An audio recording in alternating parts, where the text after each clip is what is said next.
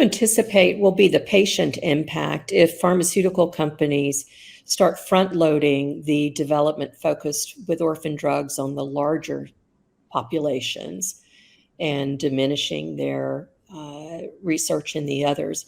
Are they going to continue to do research in that, or just simply not seek any sort of regulatory approval for those additional indications? And what's going to happen in that arena? Well, when we talk about the impacts of this law, we're talking about changing incentives and decisions that will be made, in a sense, on the margin, in the sense that there still is a lot of money in the system.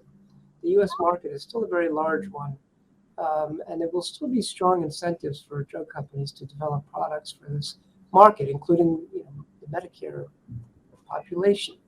But I think these changes in incentives are important and real, and probably mean we will have we won't see development of drugs that we might have seen under the old rules. Mm-hmm.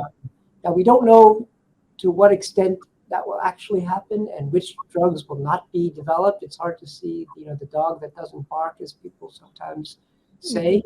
But, for certain patient groups, they might have seen more active development in areas.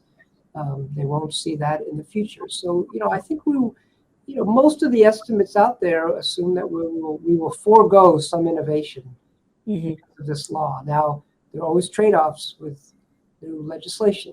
The trade-off here is we'll forego some innovation, and in return, we're going to get lower drug prices. We're going to get some savings to the federal government, and we're going to lower the out-of-pocket spending for Medicare beneficiaries.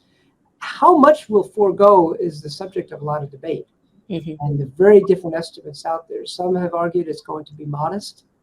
Some have argued it's going to be really important and not modest. So, we will have to see how things pan out and do the best we can at trying to understand, what the impact rather is.